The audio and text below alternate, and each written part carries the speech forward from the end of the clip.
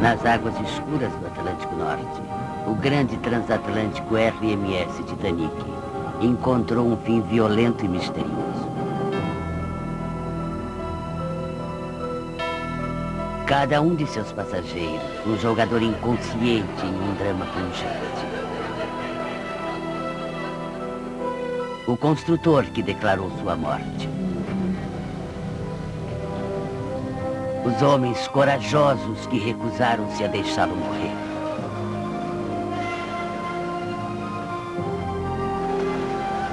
Milhares de pessoas que lutaram por suas vidas.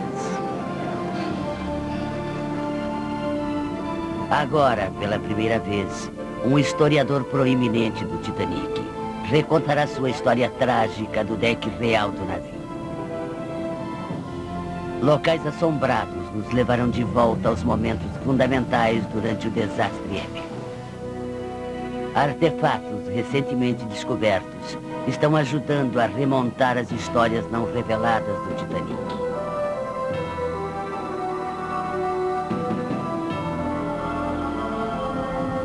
É um momento na história que ainda buscamos compreender. Uma parte de nosso passado impossível de esquecer.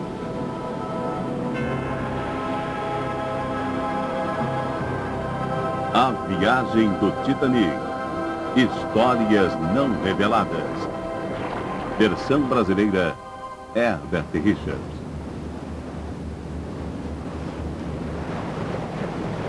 No navio de pesquisa francês Nadir, inicia-se a contagem.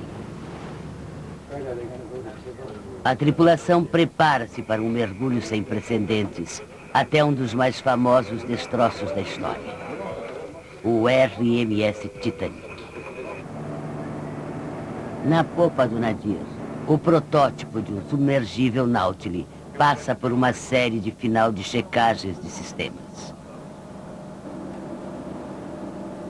Ele é um dos poucos submergíveis capaz de mergulhar a mais de 3.600 metros para chegar ao Titanic. O historiador Charles Haas lidera o mergulho de hoje. Sua missão, documentar os locais chaves do navio onde eventos críticos ocorreram.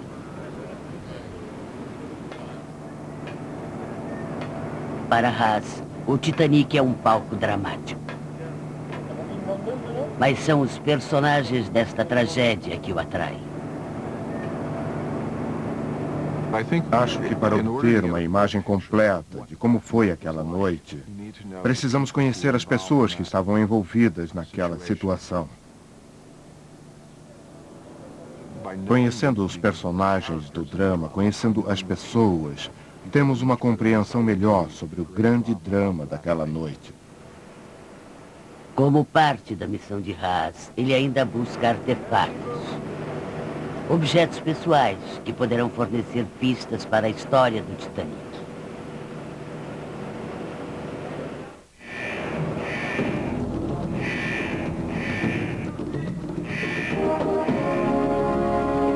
Quando o Nautilus deixar estes decks, descerá por 4.000 metros no Atlântico para um mundo hostil.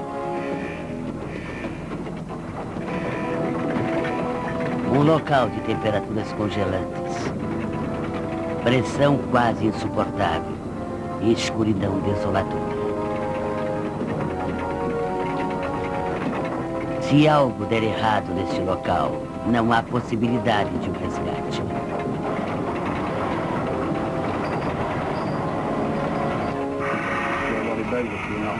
Na sala de controle, a posição do Nautilus será monitorada pelo líder da expedição, George Tulloch. Estou realmente orgulhoso desta expedição e desta equipe. É maravilhoso fazer parte disso. O Titanic é uma parte de nossa história e é especial em todos os aspectos. Tulloch junta-se ao historiador e escritor sobre o Titanic, parceiro de Haas, Jack Eaton. Há muitas coisas que ainda podemos aprender com o Titanic, com o desastre, com a lembrança das pessoas e dos eventos.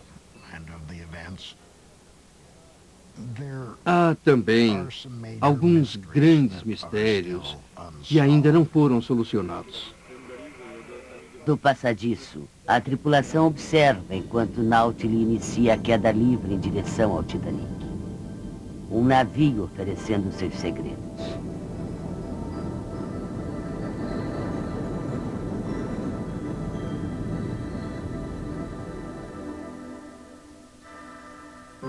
Para os historiadores que pesquisam o Titanic, muito do que sabem é baseado no testemunho obtido após o desastre. Audiências foram realizadas, tanto nos Estados Unidos quanto na Grã-Bretanha, para investigarem as causas do afundamento. Evidências adicionais foram encontradas em diários e cartas raras.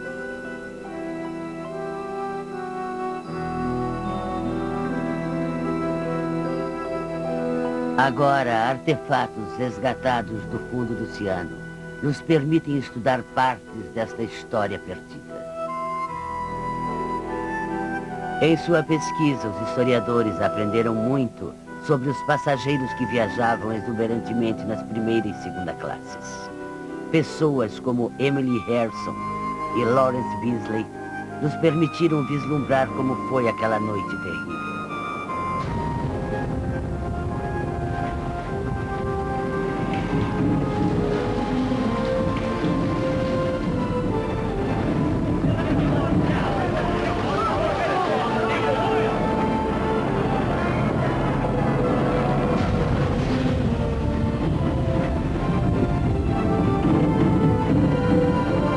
Incrivelmente, relatos pessoais sobre o Titanic continuam a surgir. Novas testemunhas estão aparecendo. Suas histórias quase nunca foram ouvidas.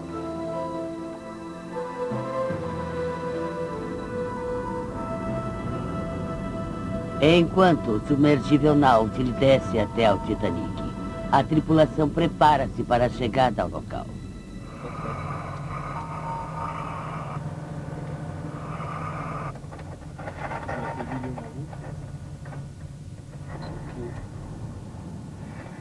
A aproximação do Titanic é muito parecida com o pairar de um helicóptero sobre uma praia. Você vê a areia passando sobre você e está navegando para frente talvez a 3.200 a 4.800 metros por hora.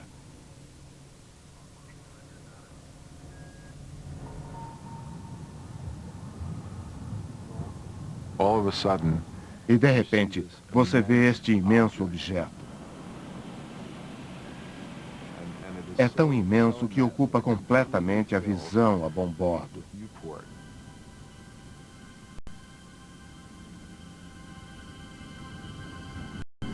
Sua primeira reação é de deslumbramento.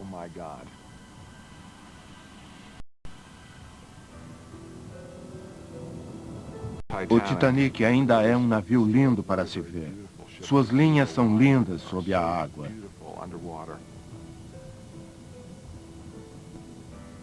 Há uma admiração, ou uma reverência, ou um silêncio ao se imaginar o que ocorreu nestes decks. Histórias humanas de tragédias pessoais que literalmente aconteceram dentro do espaço que podemos ver agora.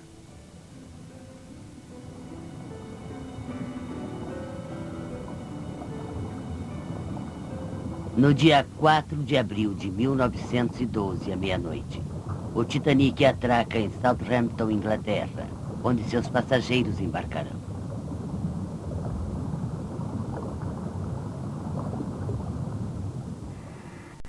Sob a direção de Haas, a tripulação do Nautilus move-se para o local onde os primeiros passageiros embarcaram.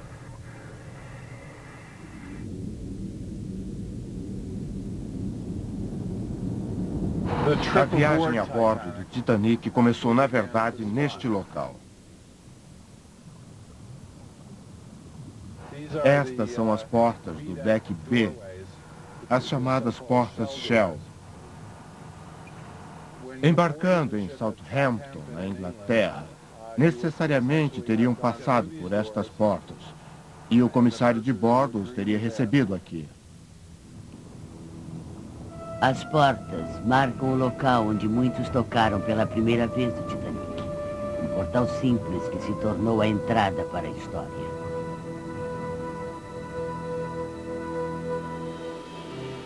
Em Southampton, o embarque começa no início da manhã.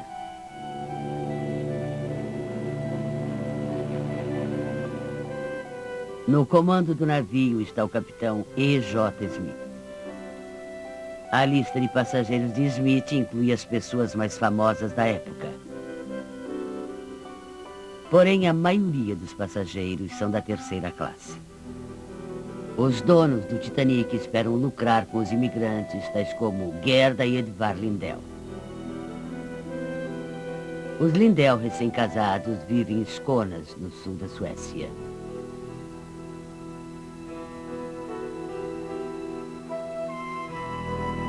Segundo os planos, Edvard irá primeiro para a América e Gerda o seguirá mais tarde.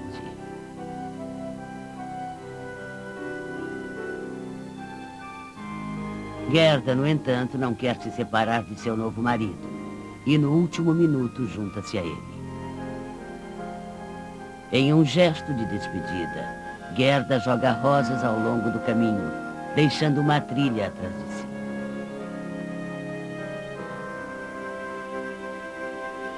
Em Southampton, ela escreve o último cartão postal para seu irmão. Amanhã embarcaremos no Titanic. Vamos lá até ver o Colosso. Deveria ver como parece um monstro. Saudações de Gerda.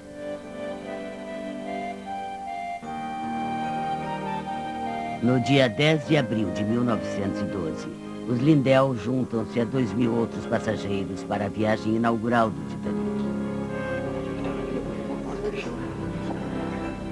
A bordo, Edvard e Gerda conhecem um outro sueco, August Wernström.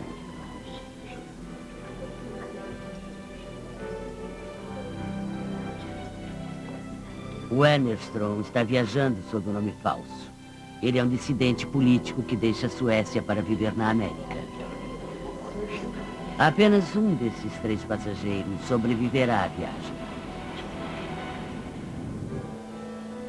O filho mais velho da senhora Emily Harrison morreu em um acidente de carro na América. Ela vai buscar seu corpo. Raramente sai de sua cabine e lá mesmo faz as refeições. A elegância do Titanic não significa nada para uma mãe de luto.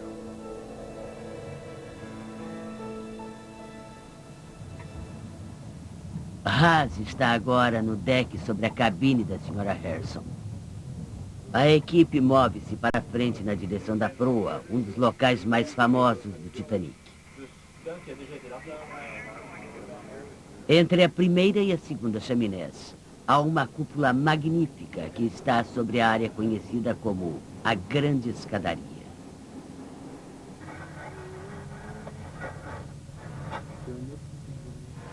Não há talvez outra parte do Titanic que demonstre melhor a grandeza do navio do que esta parte que foi chamada de Grande Escadaria na primeira classe.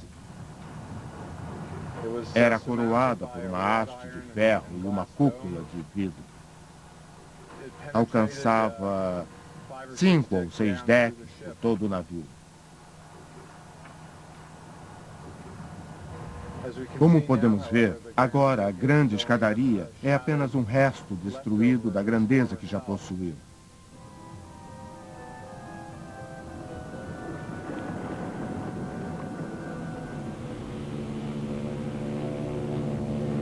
Durante os primeiros dias no mar, a viagem para a América é rotineira. E então, no domingo, a temperatura cai dramaticamente.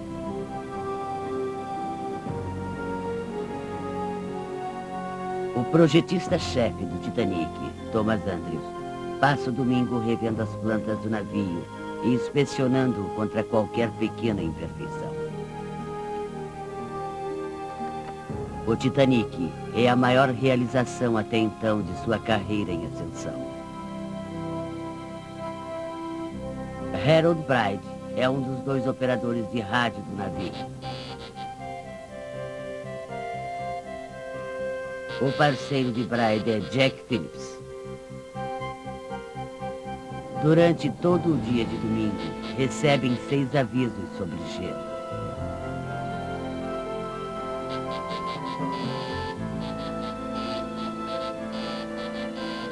O curso do Titanic é desviado mais para o sul, para evitar este perigo. Para os passageiros, como os Mindel, o ar gelado é o suficiente para mantê-los no interior do navio. A senhora Emily Harrison, no entanto, faz uma de suas poucas aparições fora da cabine para encontrar-se com uma amiga. Bruce Ismay, diretor-gerente da empresa dona do Titanic, aproxima-se de Harrison. Senhora Harrison. Ismay mostra uma mensagem recebida pelo rádio. Primeiro ele mostrou o telegrama e depois ele disse: estamos no meio de icebergs. Naquele momento, a conversa não teve importância para mim. Estava tão preocupada com outras coisas que estavam em minha mente. Passageira da primeira classe, senhora Emily Harrison. Na verdade, poucos a bordo estão preocupados com o gelo. O Titanic, afinal, é inafundável.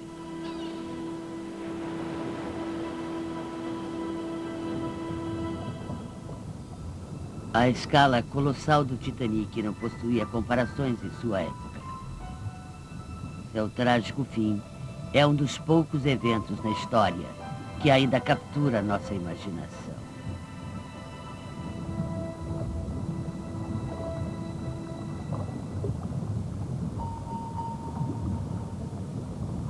Acima dos destroços, o Nautilus move-se para um local assombrado na história.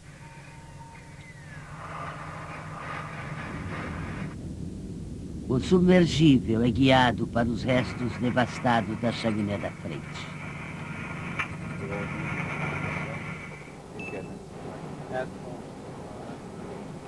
Uma chaminé de 45 metros já ocupou este buraco cavernoso. Agora estamos passando sobre um enorme sistema de ventilação. O Titanic tinha, é claro, 4 chaminés conectadas às salas de caldeiras. Então, o que estamos vendo agora é um tubo gigante, na verdade. E se fôssemos prosseguir ainda mais, encontraríamos o caminho para as salas das caldeiras do Titanic. As caldeiras maciças, localizadas no fundo do navio, eram a fonte de energia do Titanic.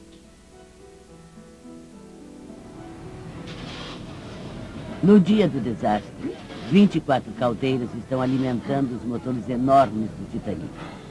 A velocidade do navio, 21,5 nós. Naquela noite, o foguista Frederick Barrett começa seu turno. Em poucas horas, ele próprio se encontrará numa grande batalha pela sobrevivência. O passageiro da segunda classe, Lawrence Beasley, preenche um formulário para que possa retirar os objetos de valor do cofre do comissário. Antes de se retirar, Beasley aproveita um pouco do entretenimento.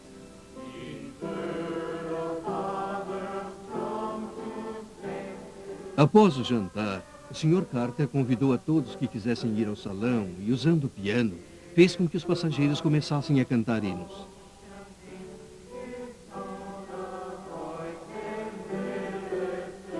Estava curioso para saber quantos escolhiam canções que falavam dos perigos do mar.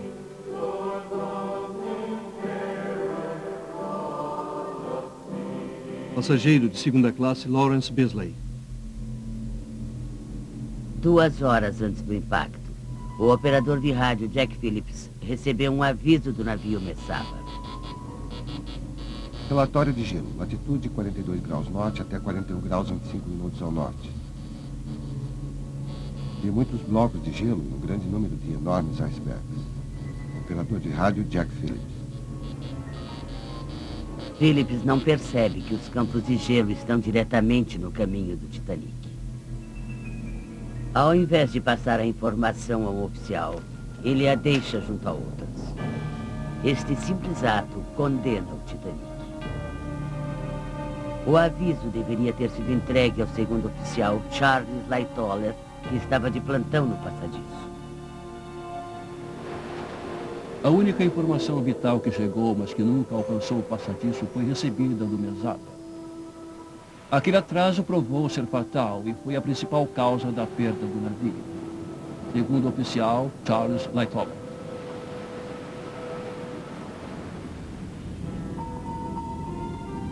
Com o palco já pronto para o desastre, o Nautilus aproxima-se do local assustador. Estamos planando sobre o mastro dianteiro caído. E pode-se ver os restos do cesto.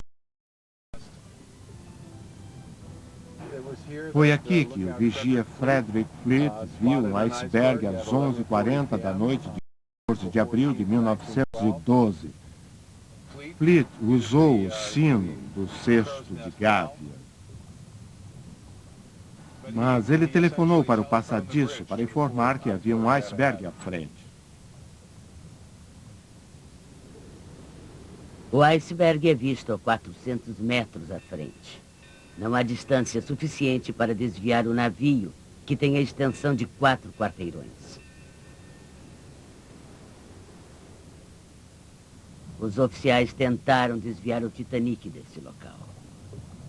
O leme do navio era preso a este dispositivo chamado telemotor. É tudo o que restou do passadiço. O que estamos vendo é o telemotor surgindo. Aqui é realmente onde a ordem de Frederick Fleet foi transformada em ação. Entre o aviso do iceberg por Frederick Fleet e a colisão, houve apenas 37 segundos.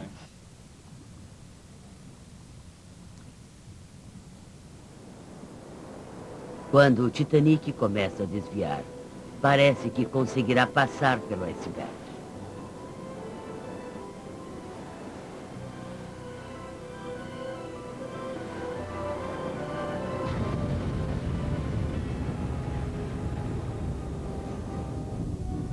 Porém, uma saliência sob a água perfura o casco de aço do Titanic, dobrando placas e provocando finas separações em sua lateral. Eu senti o que me parecia nada mais do que um esforço extra dos motores. Nada mais do que isso. Nenhum som de colisão ou nada disso. Não senti nenhum choque, nenhum som que parecesse com um grande corpo batendo em outro. Passageiro de segunda classe, Lawrence Beasley. Eu estava pronto para dormir quando senti uma súbita vibração percorrendo todo o navio. Nada que parecesse com uma grande concussão, mas apenas uma alteração distinta e desagradável na monotonia de seu movimento, segundo o oficial Charles Lightoller. Bem abaixo na terceira classe, o impacto é mais óbvio para os Lindell.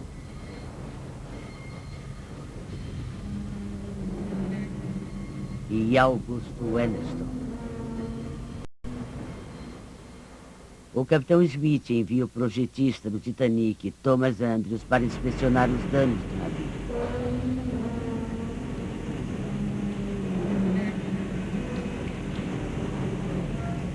O que Andrews vê é devastador. Ele informa ao capitão Smith que o Titanic está fazendo água rápido. Um cálculo rápido revela que o navio tem 1 hora, talvez 2. Andrews compreende as implicações mortais imediatamente. A bordo há mais de 2.000 passageiros e tripulantes, mas há botes salva-vidas suficientes para apenas metade deles.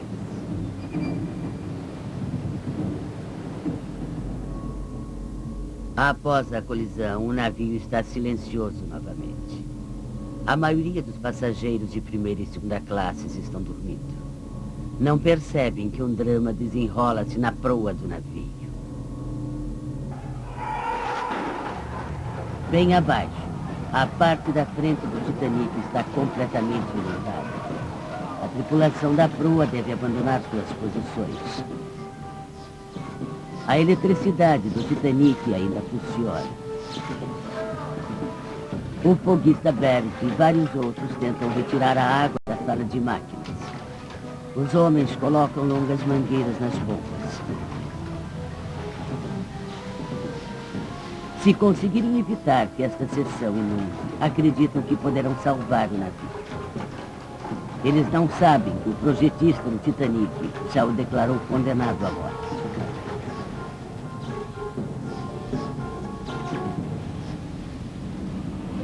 Das salas das máquinas, o Nautilus vai para um local onde outra batalha ocorreu.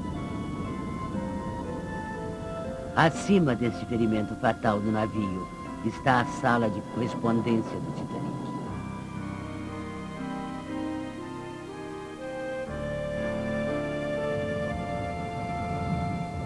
Entre os grandes heróis da história do Titanic, eu acho que estão os funcionários dos Correios. Há mais de 3.500 sacolas de correspondência a bordo do navio.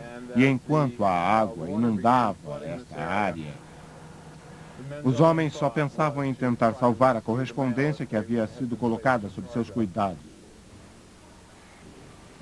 Quando a sala dos Correios inunda, os funcionários arrastam a correspondência para um local mais alto. Enquanto trabalham, a água sobe rapidamente atrás deles, tocando seus calcanhares em cada nível. Eventualmente, eles são dominados.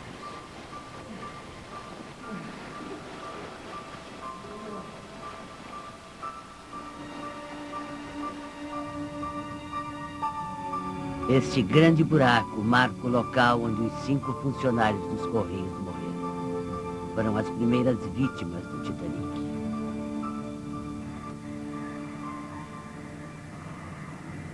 O próximo local é talvez o mais arrebatador. Da sala de controle, a tripulação guia o Nautilus para uma das áreas de evacuação. Os botes salva-vidas do Titanic estavam armazenados sob os decks superiores. Havia apenas 16, capacidade para cerca de 1.000 pessoas. Este guindaste fantasmagórico abaixava os botes até o mar escuro. O segundo oficial, Charles Lightoller, trabalhava neste exato local.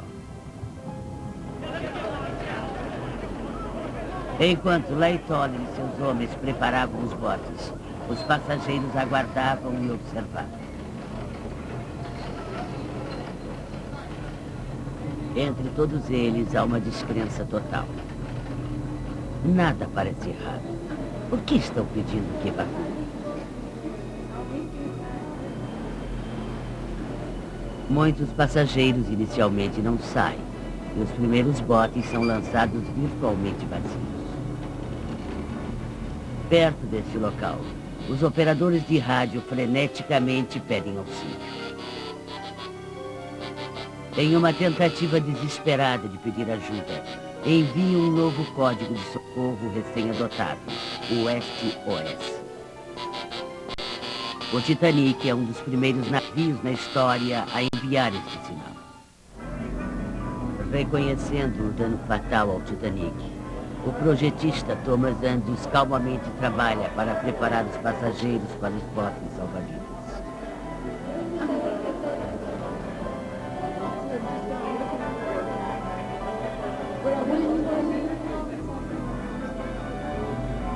Ele sabe que, apesar de todo o seu esforço, haverá uma trágica perda de vidas.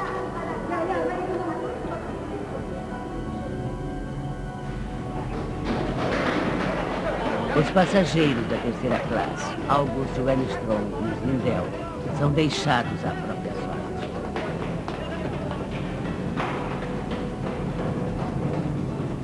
Enquanto dirigem-se para os botes salva-vidas, a proa começa a afundar na água. Vimos o mar subindo no deck o mais rapidamente possível. Podia ver que todos estavam tentando ir para frente, tentando não escorregar no deck inclinado, que a cada momento inclinava-se mais. Passageiro da terceira classe, August Wenström.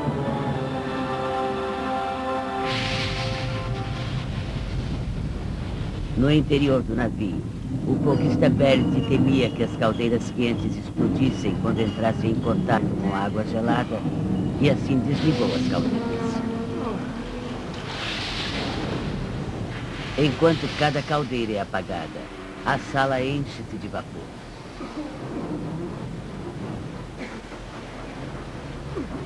Cegos pela poeira negra e pelo vapor, um dos companheiros de Verity cai por um buraco aberto. Embora com a perna quebrada, Verity o arrasta para a sala das bombas. Quase 2 horas após o impacto, uma parede enfraquecida cede e o afundamento do Titanic acelera. Verity escapa, mas seu companheiro morre. Verity chega ao deck no momento preciso. Ele é rapidamente enviado para um bote salva-vidas como remador e é lançado ao mar. Lawrence Beasley sobe a bordo do barco de Verity quando não havia mais mulheres ou crianças próximas. No lado oposto do navio, um homem luta com sua consciência. Seu nome, Masabumi Hosono.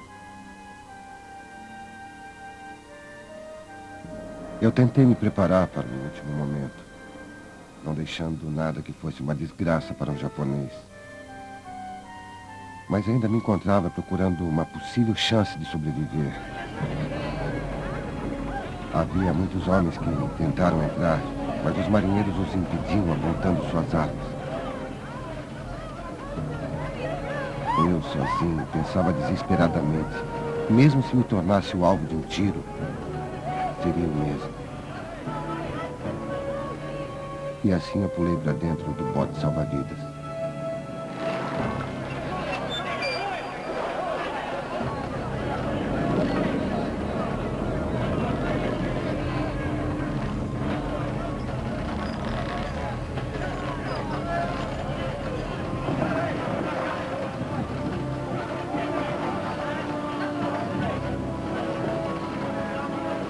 Do mar escuro, Hosono olha para o Titanic danificado. Suas luzes brilham fortemente. Sua proa afunda perversamente na água. Eu vi um grande número de passageiros que freneticamente moviam-se pelos decks, dando gritos terríveis e pedindo ajuda.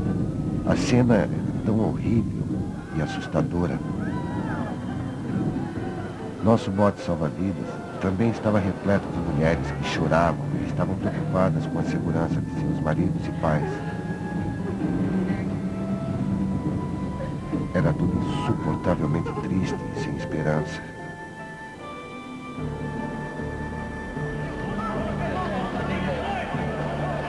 A bordo do Titanic, a senhora Harrison recusa-se a deixar seu marido, embora ele se esforce para convencê-la do contrário. Meu marido disse, quando dizem mulheres e crianças primeiro, você deve ir. E eu disse, por que devo entrar naquele barco? E ele disse, deve obedecer às ordens do capitão e, de algum modo, eu entrarei lá. A sapeira da primeira classe, senhora Emily Harrison. Centenas de famílias estão lutando com a mesma pergunta. Devem se separar ou permanecer unidas.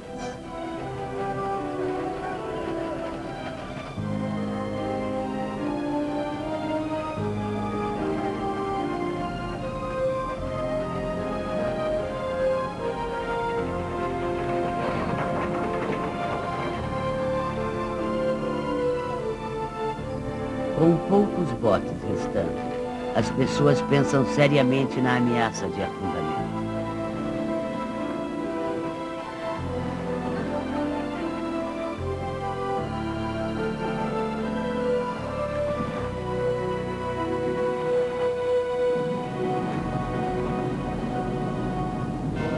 Para a tripulação, o desafio é evitar que as pessoas aglomerem-se nos poucos botes restantes.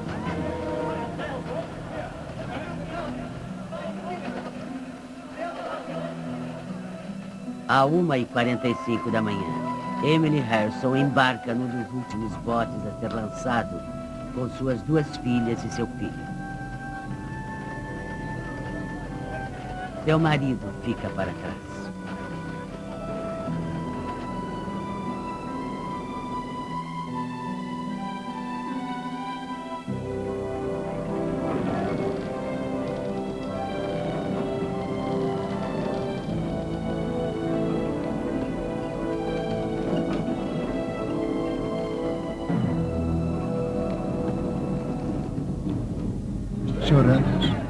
Sr. Andrews. O projetista do Titanic, Thomas Andrews, é visto pela última vez como que em transe na sala para fumantes da primeira classe. Sr. Andrews? Sr. Andrews? Quando a proa do Titanic inclina-se ainda mais, os Lindell e Augusto Armstrong caem na água.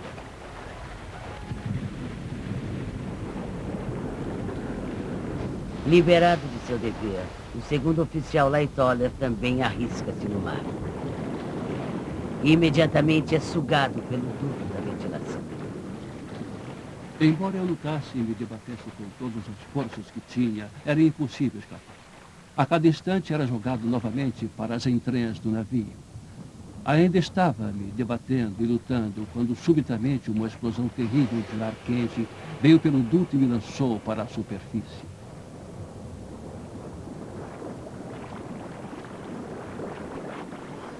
Da superfície, Lightoller testemunha o fim do RMS Titanic. A popa do navio agora rapidamente subia e a proa descia cada vez mais alto acima da água, empilhando as pessoas em montes sem esperança em torno dos decks inclinados, lançando-as em seguida na água gelada. Segundo oficial Charles Lightoller.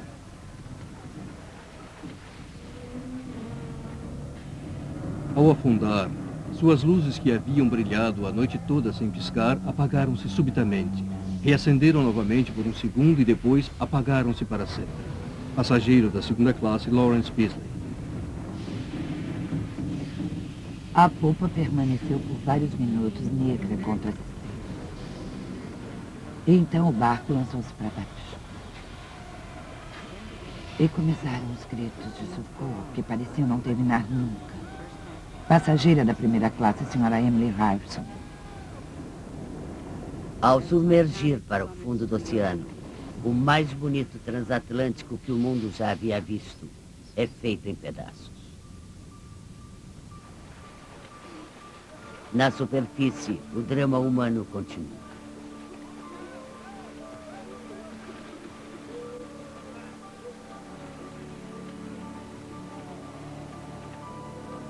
Charles Lightoller consegue subir sobre um bote virado. Cerca de 13 homens lutam para manter o equilíbrio, evitando escorregarem para a água gelada.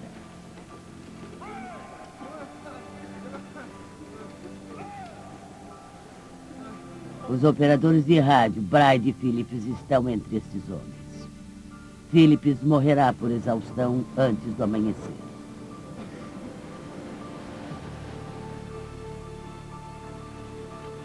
Os Lindell conseguem encontrar um bote, mas o bote vira, lançando-os novamente para dentro do mar.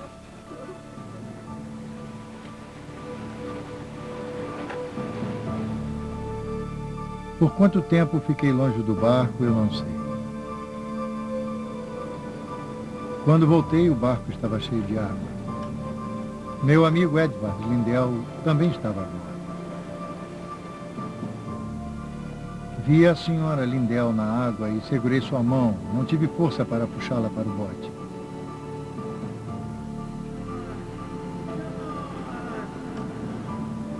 O senhor Lindell olhava para a frente. Nunca fez um movimento ou disse uma palavra. Percebi que estava congelado até a morte. Após meia hora, não consegui mais segurá-la e a senhora Lindell desapareceu no mar. Passageiro da terceira classe, August Armstrong.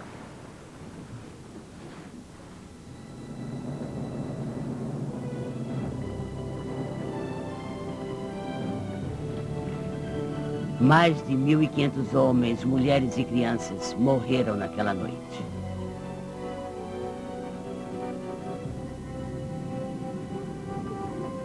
Relíquias de suas vidas estão espalhadas pelo fundo do oceano. Artefatos como estes fornecem as últimas pistas para suas histórias. Entre os pratos quebrados e os destroços, Haas faz uma descoberta. Encontra e recupera um dispositivo chamado telégrafo, que foi usado para sinalizar os motores.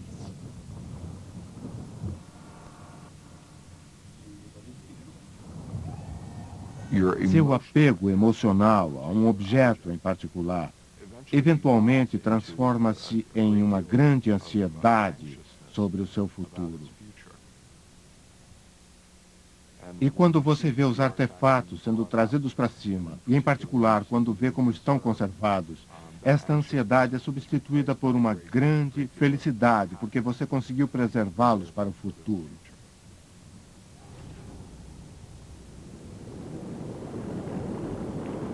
Após um dia de exploração, o Nautilus volta para a superfície com sua carga preciosa. Na popa do navio, o artefato recém-descoberto é compartilhado com a tripulação. Sabe, a história avançou mais um pouco agora, Charles.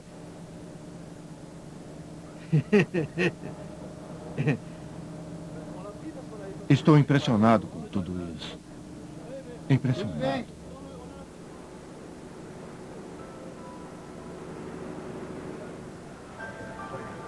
Em um depósito em Hamburgo, Alemanha, pessoas fazem fila para visitar uma exposição extraordinária de artefatos do Titanic.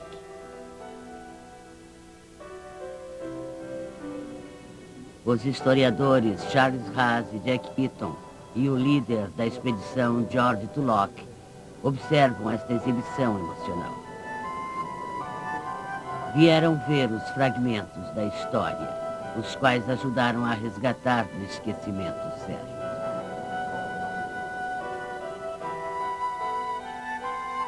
Alguns objetos aqui tiveram um papel crítico durante as horas finais do Titanic. As chaves de boca usadas pelos homens nas salas das caldeiras nos lembram daqueles que lutaram para manter o Titanic flutuando. Homens como Frederick Bert.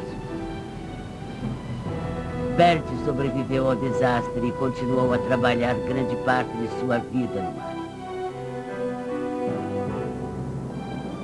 Um dos sinos de bronze do Titanic, um símbolo de seus oficiais de elite, incluindo o segundo oficial Charles Lightoller. Lightoller foi o único oficial sênior a sobreviver ao Titanic. Aposentou-se bruscamente. Durante a Segunda Guerra, usou seu iate em missões ousadas para ajudar no esforço de guerra britânica.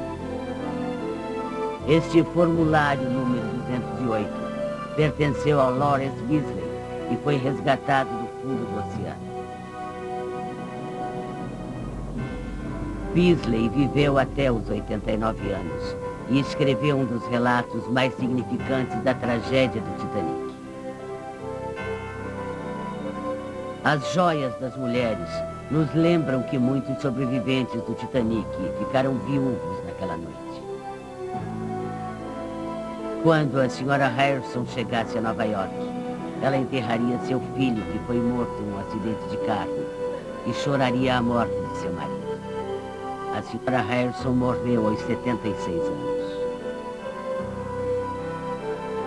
Masamune Hosono viveu reclusamente e raramente falou sobre o Titanic. Seu raro relato escrito agora tornou-se parte da história. Hosono viveu até os 69 anos e morreu no Japão. Auguste Wennerstrom sobreviveu ao Titanic. Passou grande parte de sua vida na América e morreu em Culver, Indiana. Esta é a aliança de casamento de Gerda Lindell. foi encontrada no bote salva-vidas onde ela e seu marido perderam a vida.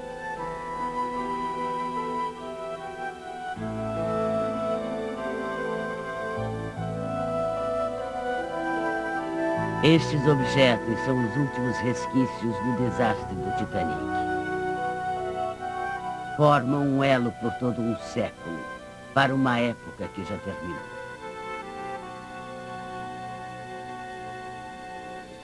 Este clarinete e estas cartas de amor, encontradas na mala de um homem, nos dão uma visão íntima de uma vida que, do contrário, não teríamos. Uma vida que, como muitas outras, foi para sempre mudada pelo Titanic.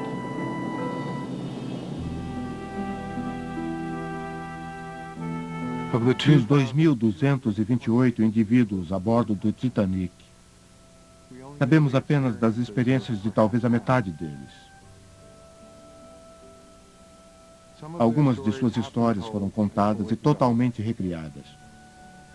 Mas até hoje, a maioria das histórias do Titanic permanece não revelada.